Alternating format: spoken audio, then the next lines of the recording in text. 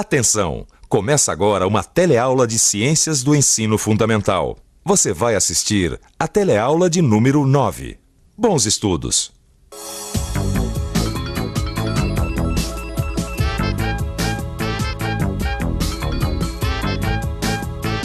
Você já ouviu falar em brita? Brita? Brita, já. Não.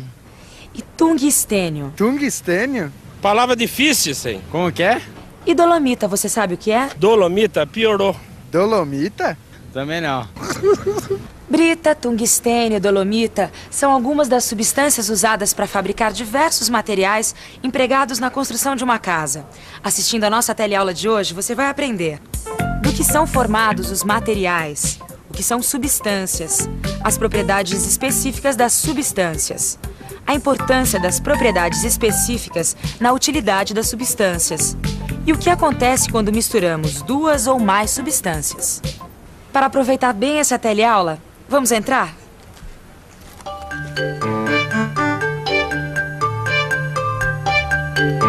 Você já notou como a gente está acostumado a lidar com um monte de coisa sem saber do que elas são feitas? Essa lâmpada aqui, ó, por exemplo. Tá, eu sei para que ela serve, eu sei trocar quando queima, eu sei comprar uma lâmpada. E sei também que ela é feita de vidro e de um fiozinho de metal que fica aqui dentro. Mas o vidro e o metal, do que eles são feitos? Oi, Maria. Tá precisando de ajuda aí pra trocar a lâmpada? Não, obrigada. Mas eu acho que você pode me ajudar de outra forma. Opa! Bom, você sabe que eu parei de estudar muito cedo, né? Me arrependo até hoje. Mas se Deus quiser, no ano que vem eu volto. Mas enquanto isso, Lineu, eu queria aproveitar para ir aprendendo as coisas. Me ensinar é comigo mesmo. Então aproveita e me responde o seguinte: do que são feitos o vidro e o metal dessa lâmpada? Bom, o vidro ele é feito principalmente de quartzo e sílica. E o filamento é formado por ferro e tungstênio. Tá, mas e daí? O que é quartzo? O que é sílica? O que é tungstênio? Todas essas substâncias que são encontradas no subsolo de algumas regiões do planeta são conhecidas como minerais. As substâncias que fazem parte de uma casa são alguns exemplos de coisas que estão sempre debaixo do nosso nariz, mas que nós não percebemos muito bem. Olhando essa casa em reformas, nós percebemos que ela tem tijolos e telhas, mas do que é que são formados os tijolos e as telhas? Eu acho que de barro. De barro. É barro, cerâmica, né? Ah, argila, não é? Tijolos e telhas são formados por argila, que também é um mineral. O subsolo do Brasil é muito rico em minerais. Veja só. Aqui neste mapa estão representadas as principais jazidas de minerais do Brasil. Em Minas Gerais tem ferro, alumínio e ouro. No Rio Grande do Sul tem cobre. E na Bahia tem chumbo e petróleo. Quase todas essas jazidas são rochas, menos o petróleo que é encontrado em estado líquido. Bom, vamos fazer de conta que eu quero comprar uma casa. E a Tereza aqui é uma corretora muito especial. Ela informa os compradores sobre as substâncias minerais que formam a casa. A senhora me acompanha, por favor? Bom, esta bela sala de estar tem paredes feitas de tijolos, que são formados por areia, calcário e argila vermelha. Toda a fiação é de cobre revestida de plástico, que é um derivado do petróleo. E toda a fundação é feita de verdadeira areia, brita e cimento, que por sua vez é feito de calcário e argila. Assim como o contrapiso, que desejando a senhora vai poder revestir de argila, ardósia, vermelhão, que como a senhora sabe é óxido de ferro. Aqui vai ser a cozinha. Vai ficar muito bonita, aliás, se a senhora colocar uma pia de mármore ou então de aço inox, que é feito de ferro, cromo e níquel. Vamos falar do encanamento. Todo encanamento é feito de canos de cobre e PVC, que é feito de petróleo. E as janelas, então, todas com esquadrias de alumínio, ou seja, um metal retirado da bauxita, e vidro formado por quartzo e feldespato. Aqui a senhora vai poder colocar o seu fogão a gás natural ou botijão. No caso de botijão, vai ter que usar gás derivado do petróleo. Agora, presta atenção. O forro vai ser feito de gipsita, que é o popular gesso. Então, vai ficar com a casa? Bom, mas a senhora nem me mostrou o banheiro. Não por isso. Vamos lá. Ô, Lineu, por que algumas substâncias minerais são usadas em certas partes da casa e não em outras? Boa pergunta. Vamos pensar um pouco? Vamos pensar um pouco. As janelas são de alumínio. A pia é de inox, que é feito a partir de ferro.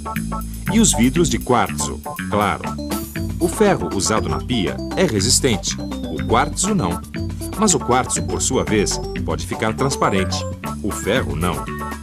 Cada substância serve para ser utilizada num lugar. E a utilização das substâncias depende de para que elas servem. E isso deve ter um nome. Propriedades específicas.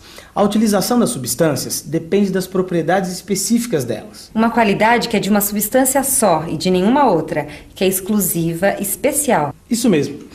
As propriedades específicas definem a finalidade de utilização de cada substância. Continue a percorrer a casa com a corretora e repare nas propriedades específicas das substâncias usadas em cada cômodo. Olha, veja só essa louça sanitária feita de argila e caulim, que é um tipo de argila branca, aliás, muito bonita. A propósito, os azulejos são feitos de caulim também, além de argila, feldspato, dolomita. Você sabe que depois dá um brilho e muito intenso, incrível, você vai ver só. Escuta aí o piso, hein? O piso fica a seu critério, fica a seu gosto. Você pode fazer de mármore, pode fazer de granito, ou lajota, que fica muito bonito, e ladrilho também. São todos feitos de argila, não é? O teto é feito com uma laje muito resistente, feita de ferro, brita, areia e calcário. Ah, o calcário. O calcário faz parte do cimento, eu me lembro. Exatamente. Aliás, falando em cimento, eu gostaria de levá-la para conhecer a área de serviço. Vamos? Vamos. Com licença. Bom, aqui a senhora vai poder contar com este tanque, que pode ser feito de plástico, calcário, cimento. Areia e pedregulho, ou brita, ou os dois juntos, isso eu já aprendi. Bom, então agora só falta conhecer a caixa d'água. Olha, é feita de cimento e amianto. E a caixa d'água vai ser isolada do teto por um impermeabilizante feito de betume, que aliás é retirado das rochas de xistos betuminosos. Ah, as calhas, deixa eu te falar das calhas. Calha de zinco e de PVC, muito boas. Viu? O telhado você já conhece, mas aqui tá telha de argila e tem mais, isolante de betume calcário com acabamento de cimento, muito bom. Sem dizer que a casa toda vai ser pintada com pigmentos de titânio, que é tinta. Então, vai ficar com a casa? Ah, eu não sei, é tanta informação ao mesmo tempo, né? Eu preciso pensar. Lineu, eu tava pensando uma coisa aqui. Quase não tem nenhuma substância nessa casa que é usada sozinha. Toda vez que a corretora fala de material, vem logo uma lista de substâncias atrás. Mas é verdade. Quer ver? Uma parede, por exemplo. O que você precisa para botar uma parede de pé? Tijolos e argamassa, né? Então, e a argamassa é feita do quê? Argamassa? Agora você me pegou. A argamassa é uma mistura de areia, cimento, cal e água. Na verdade, é uma mistura de minerais. O quartzo da areia, calcário e argila com a substância água. Essa mistura possui uma propriedade que não existia nos componentes isolados. A propriedade de endurecer quando seca. Assim, a argamassa seca mantém unidos os tijolos de uma parede. O cimento é composto pelas substâncias minerais, calcário e argila. Mas também existem alguns materiais que não são uma mistura. Eles são constituídos por apenas uma única substância. O ouro puro, por exemplo. Desde os tempos antigos, o homem aprendeu a usar em seu benefício as substâncias naturais. Eu estava vendo aqui alguns instrumentos construídos pelo homem a partir desses materiais. Algumas das substâncias mais utilizadas são os minerais existentes nas rochas. Mas é claro, não é qualquer material que serve para fabricar qualquer instrumento. O que determina a finalidade de cada material são as suas propriedades específicas. Eu aprendi sobre as características específicas só olhando meu material de trabalho. O ferro dessa panela, por exemplo, é resistente ao fogo. Não daria para fazer uma panela de madeira porque ia queimar, pegar fogo, certo? Agora, já para mexer a comida, a colher de pau é ótima, porque ela não esquenta e não queima a minha mão, certo? Certo. O ferro tem a propriedade específica de resistir ao fogo. E a madeira tem a propriedade específica de queimar se for colocada diretamente no fogo. Lineu, o que acontece com as propriedades específicas quando a gente mistura duas ou mais dessas substâncias? Elas ficam iguais? Não, nem sempre.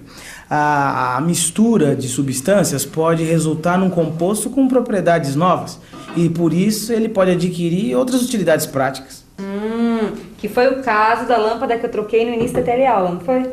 Vamos ver quais são as substâncias utilizadas nesta lâmpada. O metal utilizado para fabricar o filamento da lâmpada é constituído principalmente por ferro, carbono e tungstênio. Portanto, é uma mistura. O vidro da lâmpada também é uma mistura de materiais, sendo que o principal é a sílica. Como você vê, esta lâmpada representa um conjunto de materiais. O vidro, o fiozinho, e cada um desses materiais é formado pelas substâncias correspondentes.